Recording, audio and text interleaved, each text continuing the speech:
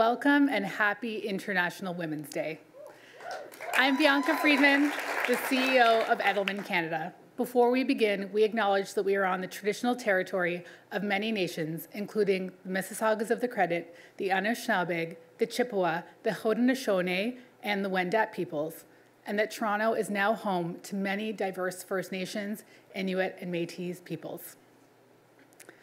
I am thrilled to share a breakdown of the Canadian Trust Barometer results with you today. In the past year, we saw the pandemic retreat, but in no way was it a return to normal. Instead, 2022 was a time of turbulence. Russia's war in Ukraine rattled geopolitics, and economic instability shook our confidence in the future. And you very much see this in the results. Across the world, we've seen a collapse in economic optimism, and Canada is not immune to this trend. Today, we are going to show you the latest data that we have so we can make sense of what's going on, and we will have a panel discussion following this presentation to break down what these results mean for us. Now, for communications nerds, which I know all of us are in this room and on the broadcast, it is the most wonderful time of the year. At Edelman, we've been studying trust for 23 years, and we're proud to say that our research is a key pillar in the global understanding of how trust underpins working democracies, business, society, and indeed the world. We fielded this year's study in 28 countries, and in Canada we had a base size of 1,500 Canadians. The data for the study was collected between November 1st, 2022 and November 28th, 2022. First, let's look at where we sit in the world.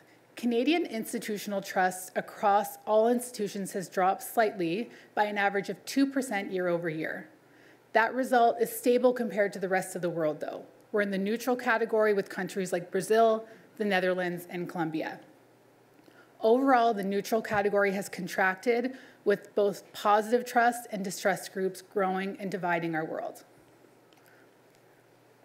Here's a breakdown of institutional trust in Canada. NGOs, business, government, and media have all slipped slightly over last year.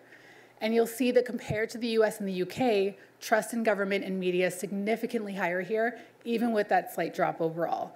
So from that perspective, we're in a stronger position. I do want to call out that my employer still remains the most trusted institution at 75%. It makes sense as we saw employees turn to their employers for up-to-date information on news and health guidelines, and of course, this established an opportunity for business as well. And I'm sorry to bring you doom and gloom as we often do in these presentations, but the picture on the economic front is not rosy. Canadians are feeling the effects of inflation, pressure from the cost of living, and the stress of a softening housing market. These headwinds have them worried about their long-term finances. So it makes sense that the percentage of Canadians who say their family will be better off in 5 years has dropped 6% over last year. This is at an all-time low, witnessing an even steeper drop than the US. That said, we're in good company. 24 of the 28 countries are at an all-time low for this question. Diving deeper into the fear and anxiety in the system, Canadians are obviously worried about job loss and inflation, in addition to existential societal fears like climate change and nuclear war. The worry about food shortages is troubling and gives me pause, a likely consequence of economic anxiety and ongoing supply chain issues in our system. Russia's war in Ukraine is largely responsible for the fear of energy shortages on the list, although thankfully this isn't as large of a concern in Canada as it is for Europe. And in this volatile context, Canadians are turning to traditional media for trustworthy information. Look at that bump, pushing them finally into the trusted category despite years of struggle. This stands in stark contrast with countries like the US, which has 48% in trust of traditional media. Canada's top newsrooms have stuck to their missions as truth tellers. They have doubled down on fact-checking, responsible reporting, and we're seeing the impact of that effort here. The record low trust number for social media, though, is a problem. A shared media environment has given way to echo chambers, making it harder to collaboratively solve problems. And this poses risk for businesses and brands on how we show up there. Okay, so that covers the highlights over last year's results. Let's now turn to some of the work that we've done on polarization, the state of polarization in Canada and around the world. First, let's consider the forces that lead to polarization. We've already established that Canadians are feeling the economic pinch, and that's exactly the kind of insecurity and anxiety that drives polarization. People feel like the system is stacked against them, and they're looking for ways to shake things up. Business is under pressure to step into the void that's being perceived as being left by government. And the increasing political unrest in places like Brazil, France, the US, and even here with last year's trucker convoy is clearly a signal of frustration. The gap between the rich and poor is also getting larger by the day. Each end of the divide experiences the world differently, and that makes their level of trust in the system different too. And finally, the stress on the media ecosystem, especially on social media, continues to grow, leaving Canadians arguing over facts and over who to trust. And as a business leader amid these forces, I strongly believe we need to work much harder to understand our employees and our customers and make decisions grounded in that deep understanding. Here we've charted Canada's current level of polarization in a global context. We're polarized, but still have a healthy level of polarization that you would expect in a working democracy. However, we are getting close to that danger zone of being severely polarized and entrenched, like the countries you see on the right, such as US and South Africa. The argument here is that once you're entrenched as a country, it's much more difficult to make your way back to reasonable and healthy debate. And it's important to validate that while we're faring better than the rest of the world, Canadians feel more divided today than they have in the past. This past year, we saw visible signs of division around vaccines and mask mandates spilling out onto the streets with the trucker convoy and conversations in social media, which we know continue to be highly polarized. And if you're like me, you also felt this divide at your own dinner tables or with your friends. Canadians are worried about the consequences of polarization. Look at the list of potential outcomes noted by Canadians when asked about those consequences. The truth is we cannot rest easy on this subject. And further, there are striking numbers here around how division is impacting everyday life. When asked, 19% of people responded that they would be willing to have a coworker whom they strongly disagreed with, only 19%. And only 26% said they'd be willing to help someone in need who they strongly disagreed with. When I see this as a business leader, I think about what it means for organizations that bring different people together with different viewpoints. At Edelman, we are trying to embrace our diversity as a strength and committed to leaning into uncomfortable conversations so that we can move forward together and ultimately move society forward. So where does this leave business? Business has a fantastic opportunity to lead on key issues that are important to Canadians and create space for dialogues such as healthcare, climate change, and economic insecurity. And in the past, we've asked leaders to step out on societal issues with a louder and more committed voice. And while that's still true, one of the key messages that we want to get across today is that what's even more important than that are the decisions that are made before that. How are business decisions impacting employees, customers, and society at large? And then how are we communicating that in a way that is breakthrough and transparent? There is no PRing bad action. Only positive and production action earns trust. It is worth pointing out that the onus isn't on business to solve these problems alone. Canadians expect companies to partner with government to work on solutions at a rate six times higher than going at it alone. They're looking at business and government to come together to find pragmatic solutions that bridge gaps and build consensus. And of course, there is risk in jumping into these issues. But there are ways businesses can insulate themselves from being criticized for being too political.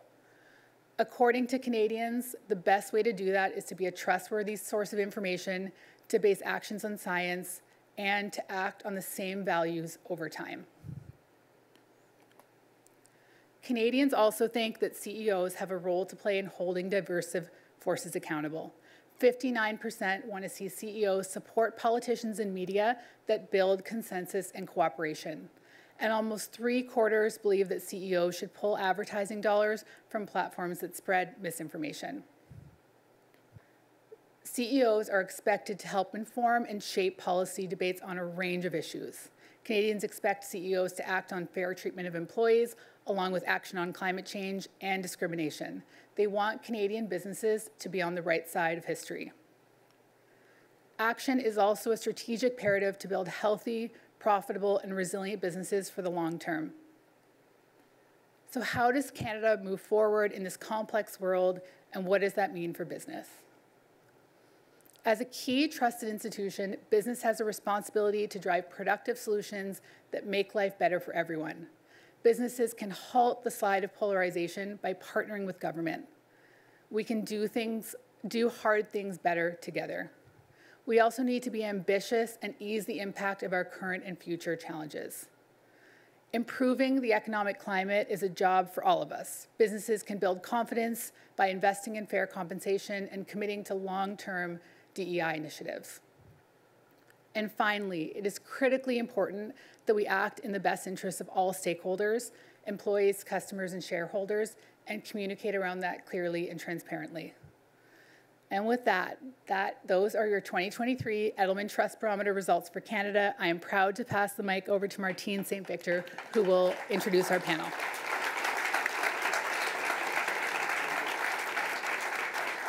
Thank you, where did she go? I was about to thank someone who has disappeared. Hello, everyone. Hello, everyone. It's good to see you here in beautiful Paradise Theatre in Toronto. And it's good to know that so many have joined us online. I'm going to introduce you to our panelists, and they're going to give us their perspectives and takes on the data that we just saw. Colin Lynch, hello. Hi. Colin, you joined TD Asset Management in 2015.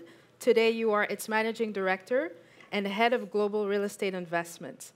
Colin is responsible for approximately $25 billion of investments in over 1,100 properties located in 120 cities across the world.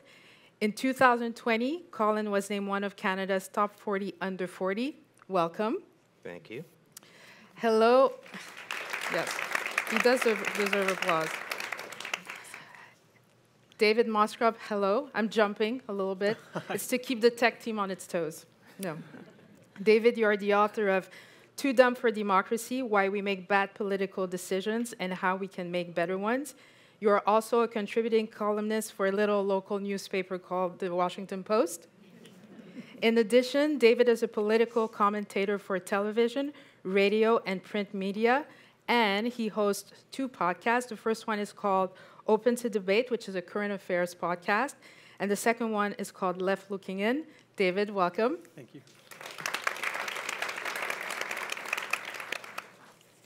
Hello, Leah McNabb. Leah, you are Senior Vice President of NBA Canada. In her role, Leah is responsible for the development and growth of the league's business in Canada, which includes television and digital media, marketing and retail partnerships, licensing, special events, and basketball development. Hello, Leah. Welcome. Thank you. And last, hello, Anne. Hello. Anne Gaviola, you are the senior business reporter at Global News. You have been on the business beat for over 15 years. Anna's areas of interest include the future of work, fintech, housing, diversity, equity, and inclusion. And once a week, you can catch her with her co-host, Brett Chang, on the show The Peak, also on Global, where they cover the most interesting business stories. Ladies and gentlemen, your panelists for 2023. So I'm going to jump right in. Whomever wants to speak first, go ahead. First takes on the Trust Barometer this year. What has surprised you pleasantly or unpleasantly? I'm going to throw at you, Colin. Everybody's so polite. Nobody wants to interrupt. It's the Canadian competition. Who's Yes. going to go first? A couple things that struck me. First, the high trust scores for business. Certainly, in what we see today in the parlance, one wouldn't necessarily anticipate that. Perhaps part of the reason for those high trust scores is the role of business in the last 3 years as we navigated the pandemic. Perhaps we might also think about big business relative to small business and entrepreneurs and corner shops and et cetera. And when you think about business, there's a lot of businesses, not just big business. The other thing that struck me is the level of mistrust more generally, or distrust more generally. And it seemed to me that a number of the countries where there was a high level of trust in the government were not necessarily countries I would call bastions of freedom and openness and transparency. So that to me was a little interesting. When I thought about it, however, I thought one angle is economic growth. And ultimately, if you have a high degree of economic growth over the last 10, 15, 20 years, perhaps that provides a layer of comfort, despite what we might see as other missing elements of an equation of a great society. Perhaps that provides some folks comfort in those countries that their lives will be better in 5 years. And perhaps there's an over-index or a strong index that folks place on, do I see economic growth as being a positive factor in my future? And the reason why I had this conclusion is when you look at one of the areas with the lowest level of trust, it was Japan. And as we know, Japan's had 35 years of pretty challenging economic circumstances. Then you look at the other end and you see China, you see Kenya, and both of those countries have had pretty robust economic growth dynamics. So, and for Colin, it's the trust in business. What is it for you? What jumped out? I could not unsee the fact that when it comes to economic anxiety and stress, that has really ratcheted it up, and that jives with survey after survey from the Bank of Canada, whether it is businesses or individuals, and also some of our polling that's been done for Global News exclusively by Ipsos. So people are feeling it, and it is a combination of things. It is inflation at multi-decade highs. It is, if for the most part, people's wages not keeping up with that, so you're getting a de facto pay cut. And so my question, I guess, is, how does that go hand in hand with polarization? Is it the chicken and the egg? Which came first? And I think the two can kind of feed on each other. And what we are finding based on a variety of surveys, which again jives with these results, is that we may not be in a technical recession, but people are behaving as though we are in one, whether it's cutting back on their spending, and businesses too. So and recessions are funny things, they can become self-fulfilling prophecies. So that to me is kind of the backdrop for all of this. I call it the trust void. In some ways, trust has shifted from one institution to another, and I think that's fascinating, and it's a great time to have this conversation, because I believe we're at a crossroads where we can do something about the trust void. We have to understand why it exists and where the trust is missing, and who can step in and kind of bring that up, help people feel better, and make a difference. If we don't take advantage of this opportunity, if we choose to kind of solutions that are good for this quarter, but maybe not good over the long term, things like greenwashing or diversity washing to make it look like things are better, but not getting to the root of the problem, then I think we will have a great missed opportunity. Thank you. We'll come back to that, the trust void. Leah, what stood out for you?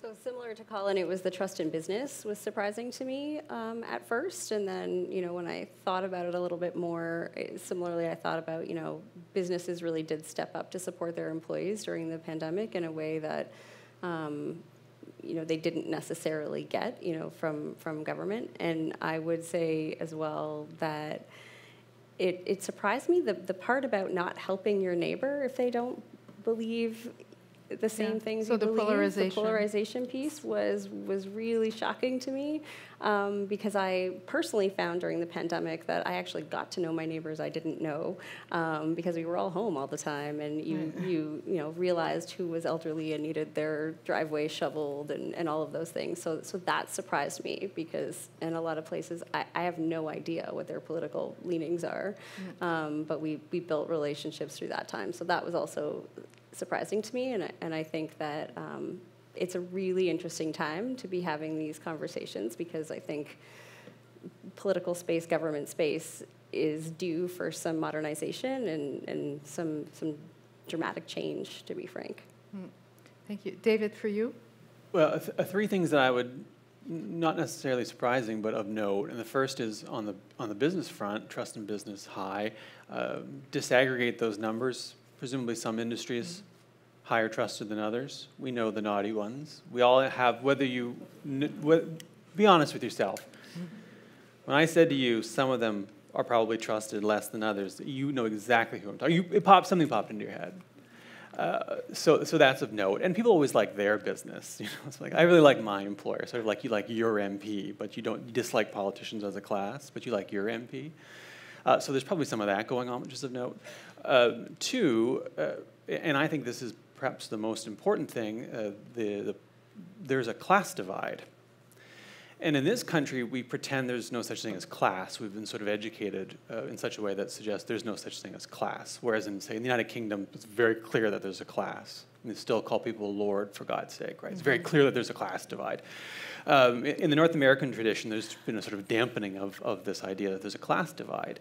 But there's very plainly a class divide, and the data bears it out. If you are better off, you're higher trusting, probably. If you're worse off, you're lower trusting, which tracks. Why would someone who doesn't feel like they've had a fair shake, can't pay the rent, can't pay the groceries, worry about losing their job, if they were able to find one, why would they trust the system? So that's of particular note. And on the trust in government side, I'm sort of surprised it was that high. If I'm being entirely honest, I do politics for a living as a political journalist, and my trust in government is very low. It's probably lower than the averages would suggest. And that's in part because if we pull back the curtain, politics is a deeply cynical, duplicitous, theatrical circus. How do you really feel, though? And I love it. But you know, it's people's lives are on the line, and the sorts of things that these folks will come out and say to you publicly, they will tell people like me privately is just untrue. They'll take the mask off behind the curtain, but then they go out on the stage and the mask comes back on. But people aren't stupid. There's a question mark in the title of my book, Too Dumb for Democracy, question mark. Now the question mark is extraordinarily important because if there's no question mark, it's really patronizing. So there's a question mark. And the answer is no, people aren't too dumb. People are not stupid. They see through the facade and they get burned. And you see in things like, you know, our political participation is very low, voter turnout is very low. The federal government, the Liberal government elected with a very small turnout. The Ontario government, fewer than 1 in 5 eligible voters elected this government. So you see these things pop up. And so I think deep down that trust level seems fairly high. And so I'd close on this point. I suspect the numbers are brittle, that they're not particularly stable, that to whatever extent there is trust that is encouraging or even high or higher than you might think, the numbers are soft. And if we don't get it together, I often say that this feels a bit like a France 1787 moment where you've got about 2 years to get your affairs in order because you don't want to get to 1789. Right. But in that analogy, is the government the only Marie Antoinette on the balcony, or are there other entities or institutions that should shape up a little bit? Well, I mean, revolutions are famously indiscriminate when it comes to blaming people. So in a sense, everyone becomes at risk when people get upset. I mean, the convoy, which I call the occupation. I mean, I live in Ottawa at the time of the occupation. I lived down the road from those folks. Not the most pleasant neighbors you've ever had. Bouncy castle notwithstanding. They brought their own hot tub, but they didn't open it up for me. You get that, and it becomes an indiscriminate rage. And to some extent, everybody's complicit when that happens because the business community has a role to play in bolstering trust. The government certainly does. But what was business, the media does. What was business supposed to do during the trucker convoy? Well, that it didn't do. Oh, in that moment, there's not like you can't have a business say, I'm going to come down to Ottawa and clean this up. No. But I mean the folks who feel disaffected. And I'm not trying to excuse the convoy. Folks who feel disaffected are often disaffected because of economic anxiety or economic exploitation or both. And that comes from state law, regulation, so on, or lack of. And it comes from the business community too. But I'll just close on this point. Everybody ends up being certainly complicit to a certain degree when we fail to create an environment in which everybody can participate in social, political, and economic life. Because people want in. The rage that people are feeling, the anxiety, is an expression and part of not wanting out, but wanting in. Mm-hmm. Can I pick up just on one point? Please. There's a reference to class, and I think that point deserves highlighting and underlining. In North America, whether it's the U.S. or actually much more the U.S. and Canada, the thesis of the United States was this notion that you can achieve this American dream, however you define American dream. But part of that was that you can be born into this state, and by virtue of your hard work and et cetera, meritocracy, et cetera, which we all know has flaws, but whatever, you can move from this state to this state. And the challenge with the world today is that's becoming harder and harder and harder and harder. And the degree to which people believe that's not possible creates a dynamic that you're describing. Can I jump in on that? So that you talked about the rage and the disaffectation and this sense of, you can work as hard as you possibly can and not advance and do better and be better off financially, for example, in the next 5 years, which was reflected in those results. But I think one kind of takeaway from that, you asked what business can do. I think I can speak for myself as a member of the media and other observers. I think that there is a way to acknowledge that rage, that feeling of helplessness, but also help focus it. And the reason being, to solve problems, we have to be very clear on what they are and what is causing them. And I think certainly at the beginning with the convoy, it was unclear, which level of government was to blame versus the government. And similarly, I'm going to cite another example that's very timely for today. We have the heads of the major grocery chains in front of parliamentarians today, a little bit later this afternoon, possibly happening right now. They're going to be grilled by lawmakers because there's this perception that inflation has been cooling, but when it comes to food inflation, that has continued to soar, and there's a lot of questions from the public. Is this price gouging? And so, the rage is palpable. The problem is we don't know, we don't have the information, and we should be really clear about where we can get that information and who is in the way of us getting to that. So it is these CEOs, and part of it, though, is Canadian rules. We don't require them to disclose, their profit margins on food, and we can fix that quite easily. We just have to get on board about what exactly the problems are versus, the government made me do it, or this is the issue. And I think so that's part of this process, which is why I remain hopeful that the trust void can ultimately become a good thing, because we can talk about what the actual problems are and what solutions are and who is it that needs to come to the table to make these things happen. Leah, are you surprised by the fact that businesses are more trusted than government? And do you take that as a responsibility? I would say no. I think that businesses are a lot more relatable and familiar to the average Canadian than government might be. Businesses spend a lot of time finding out what it is that their consumers want and then creating exactly that thing on a consistent basis. And so, if you think about trust as being at the very foundation, doing what you say you're going to do, business is very good at doing that, because otherwise we won't make money, right? In terms of the responsibility there, I don't know if all of the incentives are aligned for business, to be frank. The stat around public or business and government working together to solve big problems, that was my first thought. It was like, where is the incentive? Right. Because government is notoriously slow and business is generally fast, and I can't think of a place that has innovated less than just the green gilded room. If you picture that. Mm-hmm. It is so far removed from your average Canadian's experience that I don't think there's a lot of relatability there. And we've all become accustomed to ordering everything on our phone and having it delivered to our house. Why can't we do more in-person, day-to-day polling on our phones of what we actually want government to achieve, and then actually reward them based on outcomes instead of sound bites on TV? Right. But, you don't feel the incentives, but you don't feel the social responsibilities? Because I think we had a great example during COVID, at least the first wave, when with vaccines, where we had businesses that said, okay, use our facilities to help the government because the government was overwhelmed. So I understand you don't have the incentives, but certainly the NBA at least is a social leader. Yeah, So I would say when it aligns to our values, absolutely. Right. So if, when it comes to like economic access and equality, you know, we created a foundation, $300 million for specifically targeting Black Canadians and Americans and driving opportunities to access capital, but also advancement and places that, you know, we think about an NBA player that gets signed to a contract, we change their entire family's future forever. And that is not a responsibility we take lightly. And so it's how can we further kind of give back to a community that, you know, we benefit from, quite frankly. And so that's important to us. And a lot of social issues are important to us, but we think of them as being adjacent to our core business. Right.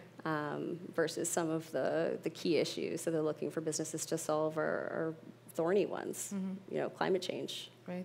David? I just want to pick up on a point there about essentially participatory democracy when you're talking about why can't we get on our phones and poll and so on and so forth. The answer is politicians, for the most part, don't want you to. I'm going to dispel some myths in case you were under the impression that politicians wanted you to be a part of self-government. I mean, some do, or will at least tell you that they do, but they don't.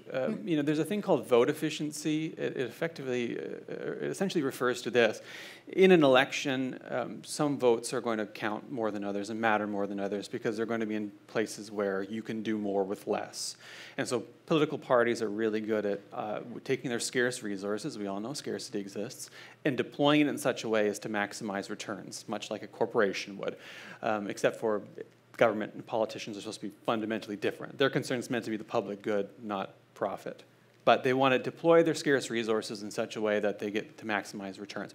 So they will say, okay, well, we're going to go to these folks, this postal code, this building over here. And they're very, very good at it, especially in the era of big data, of knowing where to look. So when a politician says, we want people to turn out at the polls, they want their people to turn out at the polls, not the other person's people, because they don't want them to vote so much, if they're not going to vote. Because we know kind of who folks are likely to vote for, because we've broken that down through big data, through polling, through party efforts. That same kind of logic applies to government as well. Government doesn't want the many day-to-day folks involved in policy making, because it makes a mess. It makes it very hard for them to do what they want to do. And they know that they can win and hold on to government with, you know, 20% of the population behind them. So the incentives in government is to mostly marginalize the population in a participatory way. And so there's a sort of structural exclusion of mass folks from political life. And my argument is always, if we want to build solid trust to get us through the crises that are coming, you need to bring folks in right now, and you need to bring them in a meaningful way, you need to listen to them. And we know how to do that. You know, political party outreach, running different sorts of candidates works. Participatory budgeting exercises that have been done across the country, citizens' assemblies where people come together and say, as small groups, here's the things that we want to do. They learn about an issue, they recommend solutions. These things work. They've been done for years and years and years, including here in some cases. And they produce a lot of trust and a lot of good outcomes because people feel like they're part. Well, yes, but if government comes out and says, please participate more, are we going to believe them? Well, you got to earn that trust. I mean, I think if they said today, say, let's take a hypothetical example. I'm just going to make it off the top of my head. The government says, well, we're going to change the electoral system. 2024 is going to be the last election under first past the post, let's say. Not that anyone's ever suggested that before. People might say, something, I don't believe you for some reason. I can't remember why. Oh, right, because you lied about that in 2015. Then you say, okay, well, you know what we're going to do? We're going to have a citizens' assembly on electoral reform. We're going to bring folks together. We're going to have them suggest to us what kind of system they want. And they make a suggestion. If government then listens, it'll start to build trust, because you've got to build that trust over time. It's not going to be overnight. But it can be built. It can be rebuilt. But I think people will be cynical for a long time because we've been burned so many times. You know, where do we hear about like, oh, well, we're not going to pave over the green belt, right? People get lied to and they get cynical. But the core thing that I try to get across to politicians is you can rebuild that trust if you listen to people, if you bring them on, inside, and then you follow through with what you say you're going to do. Right, but one of the numbers we saw is that consumers want businesses to work more closely to government to make things work. So piggybacking on David's example, if government were to say, oh, here's a new initiative, is business scared to go along and say, oh, you know what, let's amplify this message from the government? Like, are you afraid of that? Because your brand is better than the government's, right? Yeah. I just say a couple points before answering that question. Just on the last dialogue, you take the mayoral elections. I know the mayor of Toronto's a fresh theme, but take the mayoral elections and you look at the, I think it was 2006 or 2007. You look at 2010. You look at 2014. You look at 2018, and what do you see? You saw an amplification of the turnout, especially in 2010. And in 2014. And what happened in 2010, Rob Ford got elected, and 2014, John Tory did. Why? And in 2014, you had over 60% of folks showing up. And it was because it mattered. And people actually were concerned about the direction of the city, and they believed that if they showed up and voted, there was going to be an impact. Now, municipally, very different than federally, where you're focused on a few places. I would also add the whole party nomination process is a point of severe issue in our country and gets a lot of people very disgruntled on that process, and a lot of great people don't participate, and that's part of the problem, because when you interact with all of your elected officials and basically say you're not inspired, that's because the whole nomination process, in my opinion, has severe issues. So that would be my add to those comments. But to your question, in my world of commercial real estate, when the government says they want to do something, we're not really thinking about the brand. We're thinking about a few things. Number one, the government has legislative power and regulatory power. So at the end of the day, it is much better to work with government and to figure out how we can actually work together versus being ordered to work together. And when the order comes, as it has done in the last couple months on a few things, what we have learned is sometimes that order doesn't actually make any practical sense. So, and I could go down a few examples on that, but suffice to say, it is always better to proactively work with the government, despite the brand of that government, and try to figure out a collective solution than being ordered to do so. The second point is just sticking on commercial real estate. We are in an affordability crisis in this country, right? And we have been for a while. But we are going to hit a really big affordability crisis and a really big housing crisis, right? It is going to get worse. So, and the solution is not going to come from the private sector. The solution has to come from a combo of the private and public sector. Just on every single mechanism, whether you talk about the money to build, or whether you talk about the affordability of rents, or whether you talk about the type of stock, lots of luxury condos being built, not too many affordable houses being built. What about housing for those experiencing mental distress? How do you build that? Who's building that? Where is it being built? Can't be solved by the private sector. And government is not one monolithic entity. It is multiple layers, multiple jurisdictions, and sometimes they don't speak to each other. Right. And so what one layer is doing is completely different than the other, and then the third layer can't figure out the first two, and then it takes you forever to work through. So those different arms of government have to come together and work together, even though they're politically different and all that, and then has to sit with the private sector. But there is absolutely no solving major issues that if they don't get solved, they will impact the private sector in a pretty bad way. Right. Leah, what about for you? Like, do you feel like you could work with government the way, for example, the NBA has done so in the U.S.? So I would say voting and just sort of encouraging people to get out have their voices heard and vote is very core to what we try to do in both sides of the border. I like the citizens' assembly type concept, and we would definitely be supportive of trying to ensure that our more, younger, more diverse fan base would be a part of that, because obviously they are often in the group of folks that are not turning out to vote for elections. And it's because I think that politics is largely irrelevant to them. It's not actually speaking to them in a way, from a business sense. The political leadership is the most inefficient way to pick a business leader I've ever seen. We'd be better off treating it like jury duty, and you get called and you're it, and you get to represent us, and we'd actually have a much more representative of our population assembly. I'd love to see that, and I'd be for it, to be frank. And so, likely not going to happen. But I'm working on a project around equity and access to basketball gyms, and literally getting folks from school boards to call me back is impossible. And so in a practical sense, I'm supportive, but is it ever going to happen? I don't know. And before, when we were talking about possible inflation and economic pessimism as well.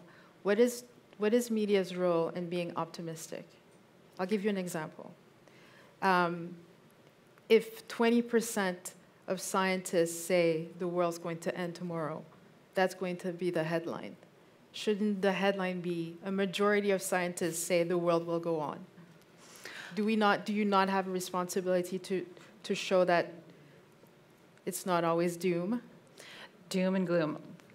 Do we have a responsibility? I'm here on behalf of all media, I suppose. Yes, absolutely we do. That's why I got into this profession. It certainly wasn't, for the money and the glamour and all the rest of it. But I would say that, so my job is not, though, to present a more rosy picture so that people feel better. It is to the best of my ability, reflect the reality. And sometimes, that can be a focus on the good, but it is also, I believe that humans are very bad at assessing risk, like it or lump it. And so sometimes if there is an alarming trend, it is your responsibility, it is our responsibility to present it along with the facts, and then it's like giving someone the tools, and then they can go and inform themselves and form an opinion on that. It is not for me to say, I've digested this, and I think that based on what 5 experts tell me, you should probably think this. That's just not the nature of my job. It is to present reality to the best of my knowledge with as much pertinent information, and then for people to decide. I also think it may not make people feel great to know about things that are coming that are going to be economically uncomfortable or challenging. But if you know that it's coming, you can prepare yourself, and I actually think that is a great gift. And so why, although there is a bump in the numbers this year, why are we losing so much trust in the media? And when I say we, believe me, I don't include myself. It breaks my heart to see these numbers. But why? How do you explain it? So I think there may be a bit of a disconnect between how people think the media should operate and how it actually operates. And some of that may be that, you're not taught in school. You can graduate in post-secondary education and go on with a fair level of education and still not understand, how this product is created. So that is on the media to be more transparent about how things are and the constraints that we're under, budgetary, time-wise. So we do the best we can with the material that we're given. I would also say that painting media with one brush is not fair. I think that I've worked at several different media organizations, and some do a much better job of trying to present the closest thing to the truth than others. That is a fact. It's from the leadership, and it is what it is. But I understand that there is, this feeling of, people wondering, is this fake news? I hate that term. Right. And I also understand that people need to separate out news I don't like because it doesn't sit well with my political beliefs or what I think is right, and news that just is. One quick thing that I wanted to riff on is from the results, Leah mentioned this, that it was surprising to me that people would say they would not help someone out if they had, an opposing point of view. As someone who has lived and worked on 3 continents, is a journalist, is very curious by nature, I never go into a room expecting everyone to hold the same views as I do. I just don't. I can't imagine the arrogance, I would dare say, to think that.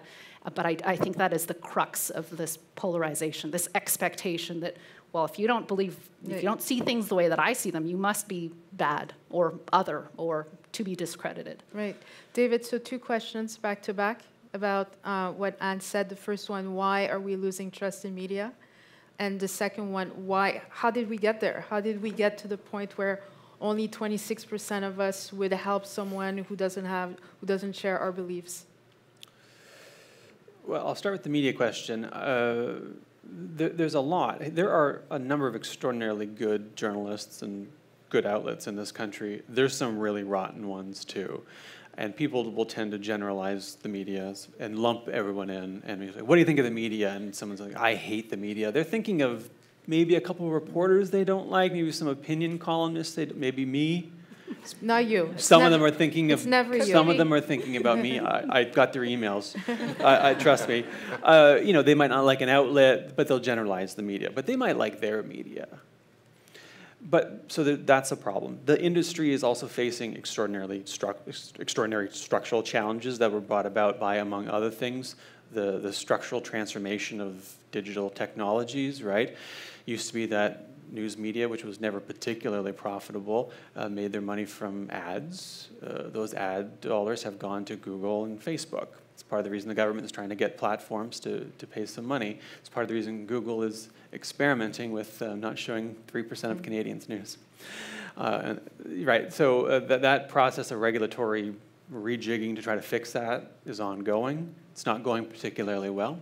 So there's a transformation. Old legacy media is trying to figure out how to keep going. New outlets are trying to make a go of it. Part of the media market, as people struggle, is highly sensationalized because that's a good way to make money, especially in the digital era, right? It's a great way to drive clicks. So there's perverse incentives. And then elites play a role in shaping opinion. So our brains are pretty good, but not as good as you might think or hope. And the way the brain is it's sort of layered. Old, newer, newest. And, part of the back bit is the lizard brain bit.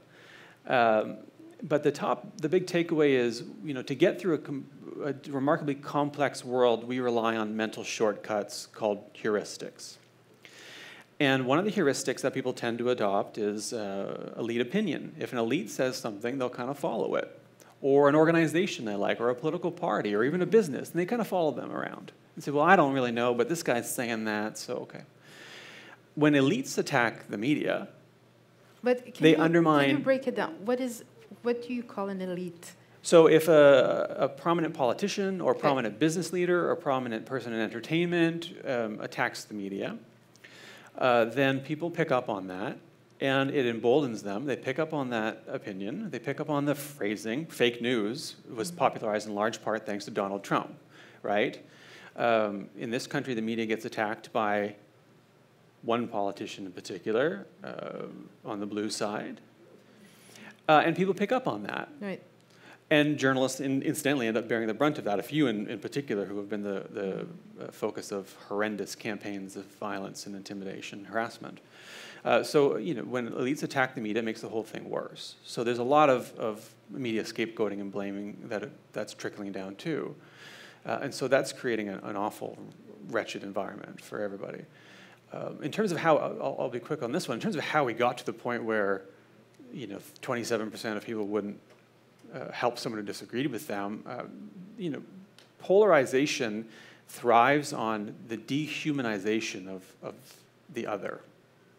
It's very hard to have a toxic polarization, like for instance, the United States is a good example of this, where toxic polarization has really grown. Fun fact, 1950s, I'm full of fun facts, I'm going to give you a good one. 1950s, the American Political Science Association comes out in all their wisdom and says, America has a problem.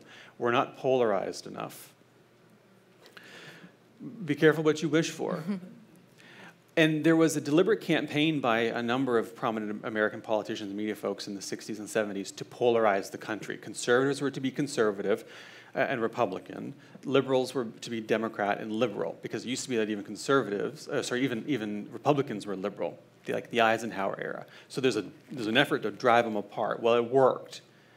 But it was taken up cynically and turned into a sort of toxic polarization that relies on the dehumanization of the other side. They're not just your, folks you disagree with politically. They're your enemies. Mm-hmm. And if you look at data in the United States, you see that people will have a hard time with a Republican marrying a Democrat, for instance. Like, the parents will say, I don't want my kid marrying a Republican or a Democrat. And what you end up doing is, over time, dehumanizing folks based on political disagreement, even small disagreement. I'm not talking like, I might have a hard time helping a fascist. We can draw lines here. Yeah. But we're talking about, even basic disagreements that get amplified and weaponized to the point where then you dehumanize a person to and that might serve you politically very well, because you might win, or you may raise a lot of money in your fundraising. But it sells out the whole country in the meantime. And that's how you end up where we are, because we've effectively dehumanized one another. So when naming the elite, you named business leaders. And so knowing that my employer has that much influence, Colin, Leah, is there a risk to taking a stand? I think not taking a stand is a stand. So when you're called upon by your employee base to say something, if you say nothing, that is very clearly taking a position. Even if it's cowardice, it is seen as being for whatever you're not willing to stand up for. Right. I was going to just jump back to what you said, because I think this is where sport in particular is really a unique place that can drive social cohesion. If anyone has been I'm going to use Raptors game. We're in Toronto. You've been at a Raptors game. Get 20,000 people cheering together for the same thing, united as one voice. It gives an opportunity to sow seeds of empathy with people that you may not want to hang out with in other spaces. And that is a big reason why I think that sport has the power to change societies and thinking in a way much more quickly than some of what government could do. Colin, is there a risk? And follow-up question, why are we so prudent in Canada? There's a risk, no doubt about it. Just ask the CEO of Walt Disney if there's a risk. There's clearly a risk. I do think it's quite incumbent for businesses to take a stand. Think about the businesses in the 80s during the apartheid years. That stand mattered, and I can think of others, civil rights era in the U.S. A lot of business leaders in the 60s and the 70s, importantly as well in the 70s, took a stand, and that actually mattered. And I think for most businesses it worked out, but for not all businesses will it work out. Right. And for CEOs who are elites, to be clear. But just like reporters and like some politicians, they get attacked quite literally, sometimes at their homes. And so, there is risk, and there's personal risk. When a business makes a position, I really do think that position needs to be informed and well-researched, which, it's hard for business, because if you make widgets, then commenting on vaccines is not your forte. So you have to do the research if you're going to go out and make a public comment. One of the things, by the way, that we missed, I think, is the universities, right? The big research houses filled with people that are supposed to have academic freedom that come out and make comments and statements on what they research. Now, businesses, some of them have some of these institutes, foundations, departments, blah, blah, blah. And as a result, these folks come out and make statements and the like, but put them to a side. I think it's really important for businesses to make a statement, businesses that, when they do make a statement, needs to be well-informed and researched. Why are we so prudent in Canada? I could say lots of optimistic things, like Because all the examples you gave, the stands during apartheid, the stand in the 70s, I know what you're thinking about. These are Americans. They're not Canadians. Well, some businesses in the 80s in Canada made a stand. But yes, I mean, on the global context, U.S. corporations have a louder voice. So yes, true. I think in Canada, we have had less of the pendulum swing back and forth. We've had some principles that, until today, have been more sacrosanct, whether it's healthcare, whether it's immigration. They haven't become super big lightning rods as they have in other places. That's my optimistic view.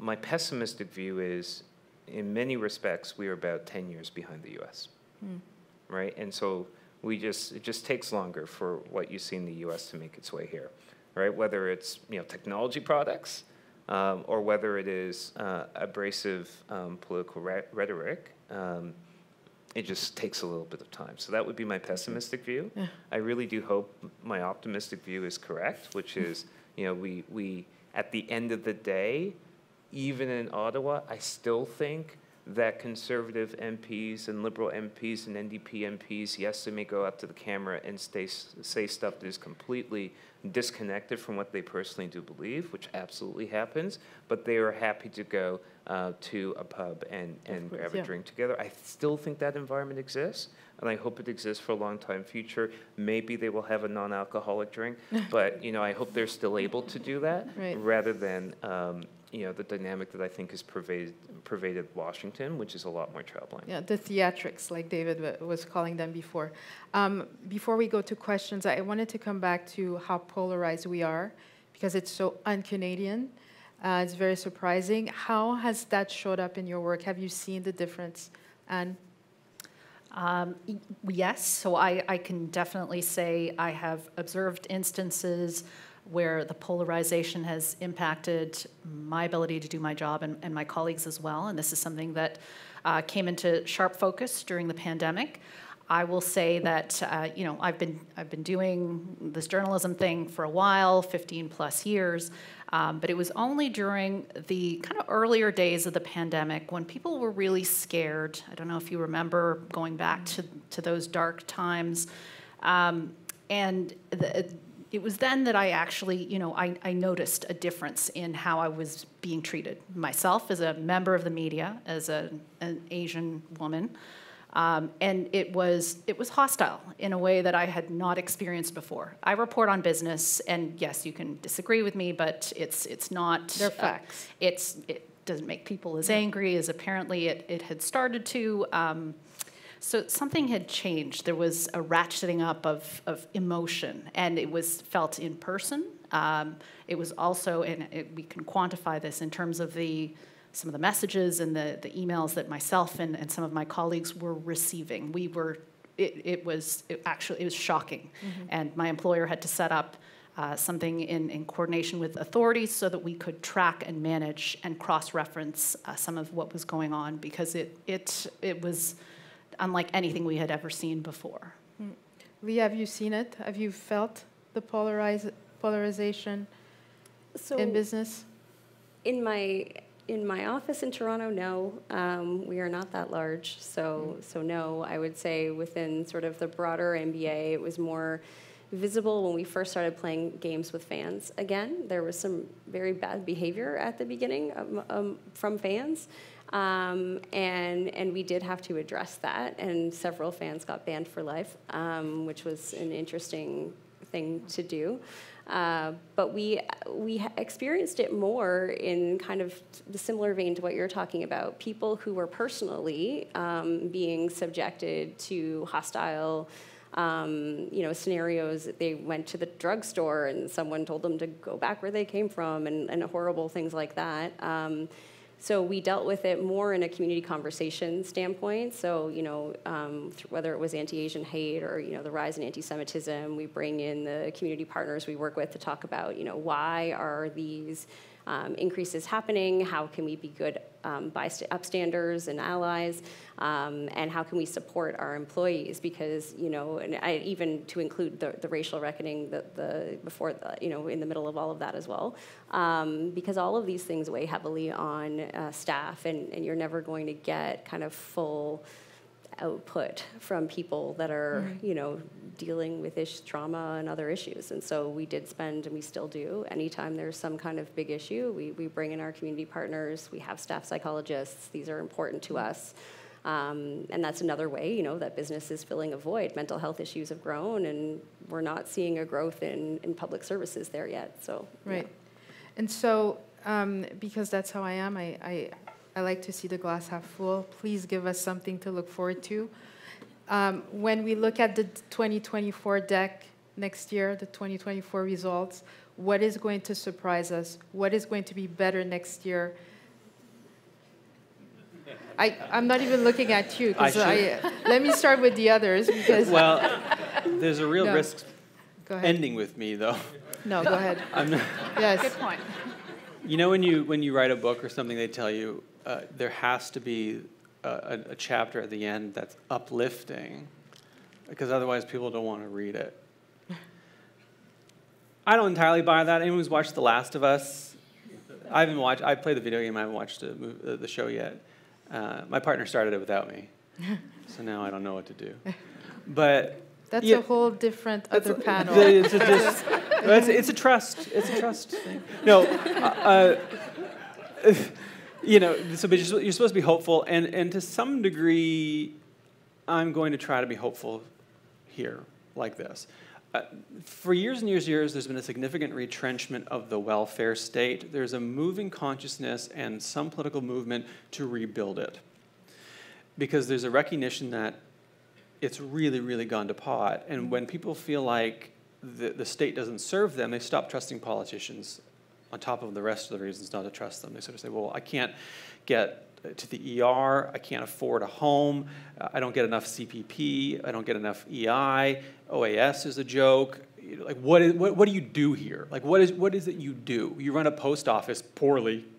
You know, like, what is it you do? So there's now growing pressure to sort of rebuild that, and there's been some moves by the Liberal government, the child benefits, the daycare deal, the kind of like, you know, semi-dental thing, which whatever. But there's some stuff happening, and there's political pressure to do better. So I'm hopeful that there's a growing consciousness that will suggest we need to rebuild the welfare state if we're going to be able to take care of folks and maintain trust. And the second thing that gives me hope, and this is such a cop-out, but it's true, is young people are really angry and really fed up and not taking any of our nonsense. Mm-hmm. They don't want to drink.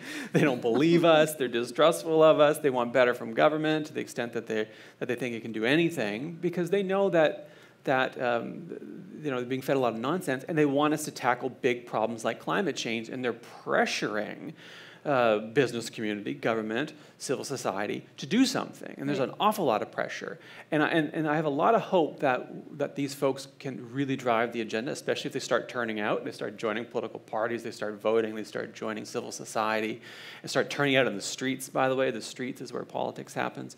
That we can harness that and produce some better outcomes. So there is some hope. So maybe not a bump in 2024 in trust in government, but maybe 2026, for example. Yeah, it's a long-term thing. But like I was saying earlier, it's one of these things that you gotta build over time. But the course is we're racing the clock, because the climate crisis is not going to wait us. We don't wait around for us to sort it out. It's just going to hit like a ton of bricks. Right. So a little bit optimistic there's an opportunity there, but we don't exactly have time to burn. Perfect. Leah, what gives you hope for next year? For next year, I'm not sure there's a ton of hope unless the economy so improves beyond what we think it will. Yeah, in a few years, I do think that, you know, the recession that everyone's talking about isn't going to be as bad as we all think it will be. I do think that, I think that's metal. This is sorry, I laughed and lost my train of thought. I also agree with the concept of youth. I think that if you know, we tried to engage those that feel disenfranchised, and I think it's not just youth. There's a whole series of people across the country, and and listen to them honestly and openly, maybe we could actually bring some folks that are completely disaffected and don't believe in government back into kind of the fold. And into the conversation. yeah, I don't think that that's happened yet in any real way. Okay. Anne, any hope for next year's results? I'm always hopeful. Will it be next year? TBD. But I think it is a process, and it's not something that happens in a year and is a fait accompli. I think it's stages. So there is the stage of awareness. These are the problems, and they're really bad, and they're making me angry, and we need to do something about it. And then there's the stage of kind of pressure, and there is that dropping of trust within that stage. That's normal. That's good. That pressure increases, and then you have more accountability and change. And so on that hopeful note, I hope that we can move through this and make the right decisions for that better outcome sometime in the future. Maybe not next year, but let's say 5 years out, 10 years out, we're better off. And yes, I admit that may be a bit Pollyannish, but this, I mean, we've been through these types of cycles before. Right. Colin, any hope for better results in 2024 when it comes to trust? Well, okay, so I'm going to try to give you the optimistic answer, as you said. Please do. Not the realistic answer, per se. But the facts are, last year at this time, we were still pretty hunkered down, dealing with the occupation in Ottawa and in Toronto, or attempts thereof, and it was just a completely different dynamic, right? We wouldn't be doing this.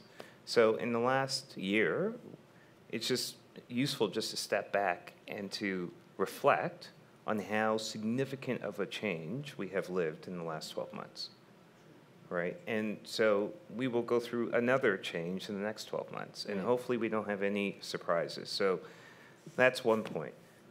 Second point is, yes, the economy is going to be awful. And just look at the bond market for the, if you're, a financial junkie like me, you look at the publicly traded stocks, the bonds, the other things, and the bond market basically is telling you it's going to be bad. However, if you have a recession, you take out a lot of the pricing pressures, and inflation begins going away. So that's called a silver lining of a recession. We have a healthcare crisis today. Ask anybody trying to get treatment, find a doctor, GP. It's nearly impossible. I think that's going to get better. Maybe not by next year, but certainly over the next 2 to 3 years. There's a lot of actions up the chain. That Fed government conference, yes, it didn't end up in solving the world, but there's at least more money. And I think even the provincial government here realizes they have to spend more money. And so there's going to be some progress. But for a lot of people, that's a big thing. The state of our healthcare system is troublesome, and solving that or making progress is going to be a big thing. The other piece is climate change. And we're going to get to a place in the business world where if you don't have a net zero commitment, you're going to be in some trouble. Right? And you're going to be in trouble from your investors. Are going to be saying, hey, hold on, like the whole society is moving to net zero. So even though you're an airline and you're in the business of burning fuel to transport people, tell us how you're going to get to net zero. And I think that's going to be a good thing. And so in 2 to 3 years, maybe we see some progress and people have more optimism. And then to throw in the ultimate positive kicker, maybe we have a resolution in Ukraine. Right. And I mean, that's really me, like sunshine and happiness. But like, I like that. If we had that and we see, hey, governments banded together, we support it, and the net result is this is solved. Democracy won. I think that would be a net positive. Right. So fingers crossed. We're going to take questions. You guys are so disciplined. We could hear a pin drop. Anybody has Maximilian has the mic in hand. There you go. Hi, thank you very much. One of the findings from the Trust Barometer spoke about how you can earn trust by using science-based approaches. So I'm curious from the panel to know, how do you think that government, businesses, NGOs, and the like can use science to the best of their advantage to challenge things like polarization? I'd love to start things off. So when You talked about, you know, the elites having this power. I would love to see a shift from of trust from people trusting, you know, elites to people trusting science and expertise. And I think that we saw really during the pandemic where that fell apart. There were opinions that were held up to be as valid as those from epidemiologists and people who had spent their lifetime studying statistics. And I'm not saying that there weren't mistakes made, but the two are in no universe. It should be put on a scale and treated as equal.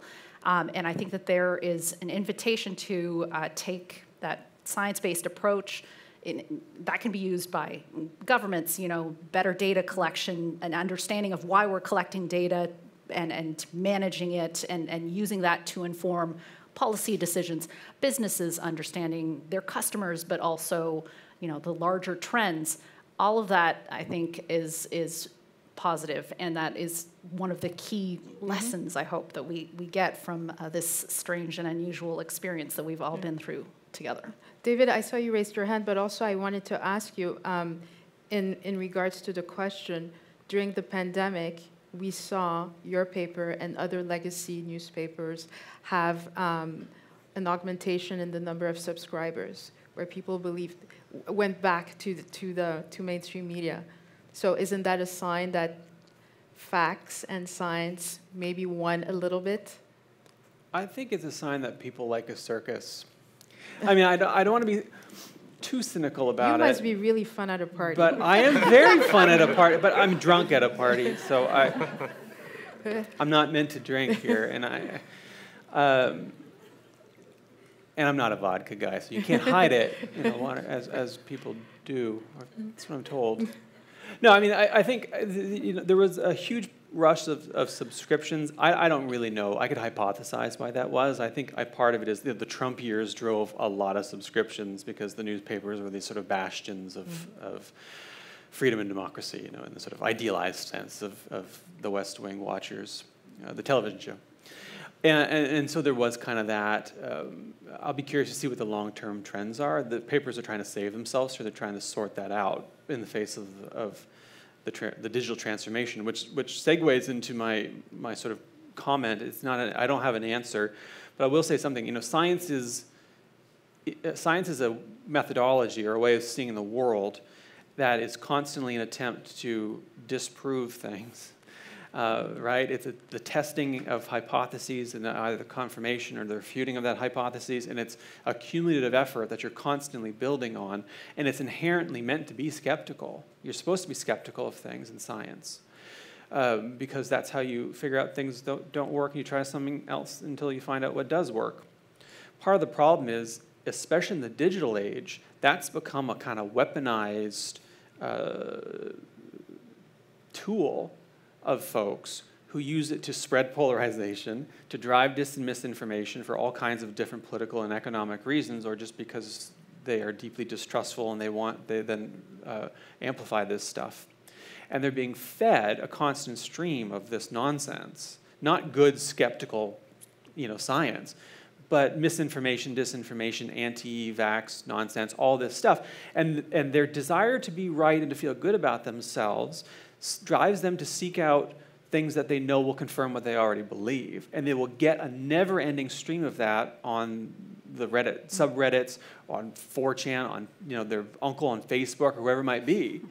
And so part of the solution to that is figuring out how platforms can run themselves responsibly, because they have a social responsibility not to pollute the public sphere, just as corporations have a responsibility not to overpollute the natural environment. But we haven't wrapped our heads around or how to get you know, platforms to behave themselves when it comes to this area, while also being respectful of the fact that we don't want the government policing speech in a heavy-handed way. So it's a real conundrum.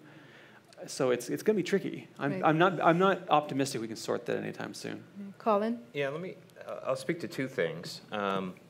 One is I talked about net zero, right? And there's a lot of companies, a lot of organizations, a lot of folks in the real estate world that says, hey, we're going to be net zero.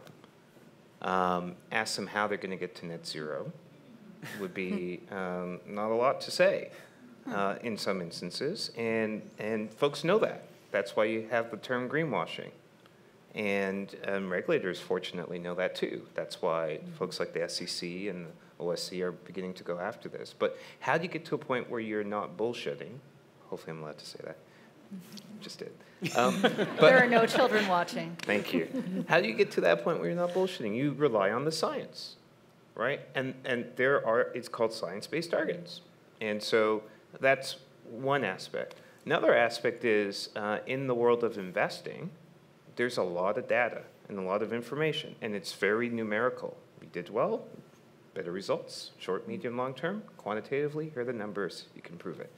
Well, then the numbers say when you have more diverse teams, people of different genders, people of different ethnic backgrounds, you have better investment outcomes. Why? Because you want people sitting around the table constructively disagreeing with each other and having significant debate, bringing different perspectives, because at the end of the day, that process creates a better decision. If you have a bunch of groupthink, you tend not to do so well.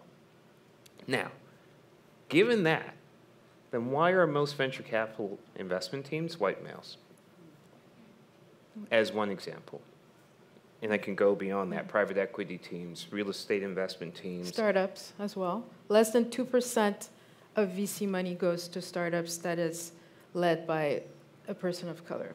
So there's the science, and then there's the communication of the science, and there is the adoption of science. But you know, in my world, if I'm actually better if folks don't adopt it, because I just build a diverse team and end up with better outcomes. That's selfish. We as a society should say our investors should make better investment decisions because they have more diverse teams that are creating better outcomes for the pensioners or for the union members or for the First Nation organizations, et cetera, that have invested in them and are looking for results. Right.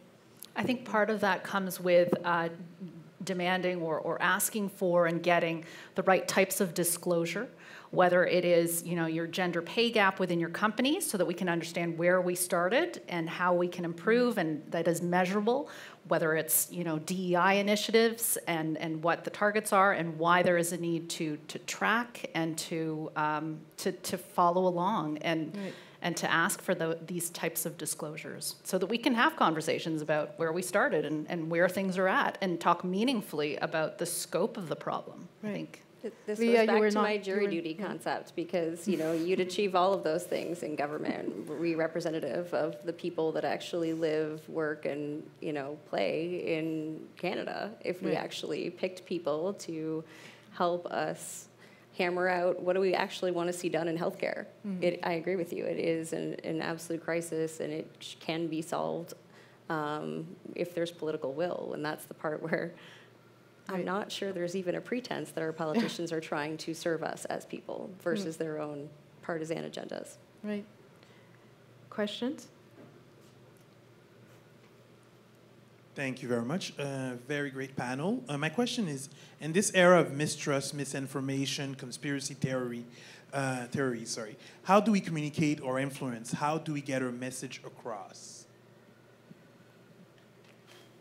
Leah, I'll let you answer because the NBA does that very well. I mean, I think part of the reason that folks believe us when we speak out on issues is that we have a moral compass that's really clear. Every single person knows that equity is at the base of what we try to achieve, and so all of our actions sort of are in lockstep in that space. We work carefully with our players' union, our coaches' unions, to be collaborative. We don't agree on everything, but like really we do work together quite closely, and that I think is something that also lends itself to be trustworthy, and that, you know, going across the full gamut of rank and file staff in addition to governors of teams. Question.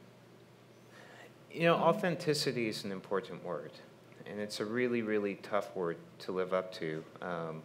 Just like, you know, I'll disclose where I went to grad school, which was Harvard, and their logo is Veritas, which is truth, right?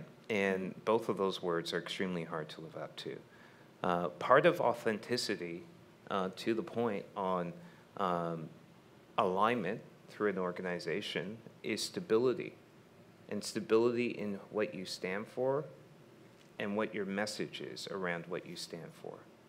I think that's important. My time in politics, unfortunately, and I've never been, I've always been in the background, taught me that simplicity is really important. And unfortunately, we're in this sort of Instagram, TikTok, whatever age, where, after about 45 seconds, most people are having trouble sort of paying attention to whatever it is that they started reading, listening to, watching. And it's just unfortunate. I don't have a grand solution to that. But given that's the sort of environment in which we find ourselves in, the simplicity of message is really, really important. And communicating that in a way that people can understand in plain English is critically important. And so, there's some, you go back to the pandemic, and it was very apparent after about 2 to 3 months, who were the epidemiologists that were all the time on the news? Well, it's the ones that could really boil it down and, communicate 2 minutes, like, what's going on? What should I do? Why should I care? Right? And that's why they were there all the time. And I think that goes more broadly as well. I mean, I love classical music. It's a world that I inhabit in different ways. But candidly, they operate in 5, 6 syllable words and are very verbose and over the top, right? And for our age, we need to simplify it down and communicate it succinctly as to why is this relevant, why should I care, why is this great, in language that anybody can understand. Good. Another question? One of the themes that came up was at the end, particularly, was the concept that a lot of this stuff is things that take a long turnaround. We think about some of the things that we know that can materially improve the experience of a lot of people in the region, and frankly, the outcomes for business, like building new transit, building new housing.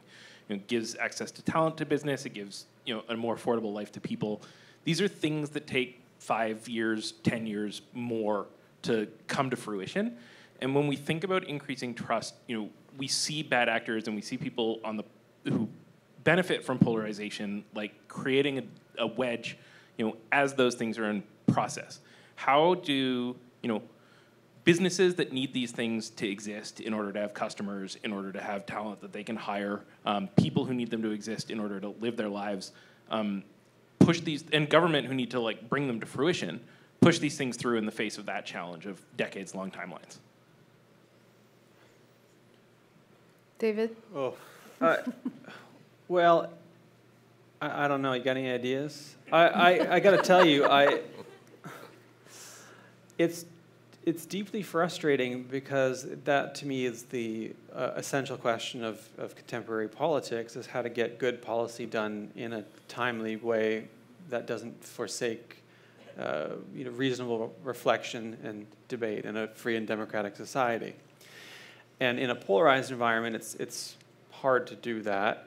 And in a federation, it's hard to do that because, as Colin was talking about earlier, government's not always great at talking to one another. Very good at blaming one another, though, but not great at talking to one another. And so there's lots of jurisdictional issues, as the convoy proved, incidentally. Healthcare proves it, and housing proves it, too. And then on top of it, we have a lot of policy lurch under our electoral system, and what happens is, party wins, they govern for several years, people get tired of them, they throw them out, another party who tends to disagree with them wins, and they come and try to undo everything the last party did. So unless you develop a consensus around a policy area, there's a lot of lurch back and forth. So my argument is always we need structural change. The answer to the structural problems is structural reform. Now, incidentally, I think there are things like electoral reform that helps that, citizens' assemblies that helps that, participatory budgeting that helps that. But to go back on to something we talked about at the outset, getting better people into politics helps that too, which means fixing the parties, fixing nomination processes, which is going to help. And the media has a very important role here, and I think this is where the media has a lot of culpability. when something goes wrong in politics and it's a good faith mistake, or there's disagreement, or a party member disagrees with their leader or another MP, or there's a real policy debate, and we decide to cover it like Thunderdome, we've just sold out the country a little bit and everyone in it who wants better policy to sell some newspapers or to get more followers on Twitter.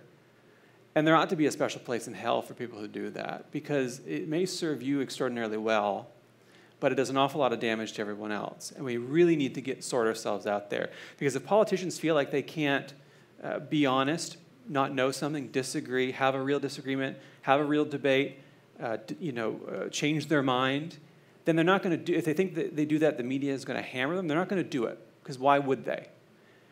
And until we can sort that out, we're going to keep disincentivizing better public policy and better processes. So the media needs to give its head a real serious shake. I say that as someone who thinks every day about quitting, as you can maybe tell, because I do think it's a serious problem, and we need to sort that out, because otherwise we're just creating disincentives that is bad for everyone, that are bad for everyone. Thank you, David. I'm going to use these final minutes to thank sincerely the good folks of the Paradise Theatre for welcoming us. The tech team, tech teams are always the first to arrive and the last to leave, so thank you to them. Thank you to my Edelman crew.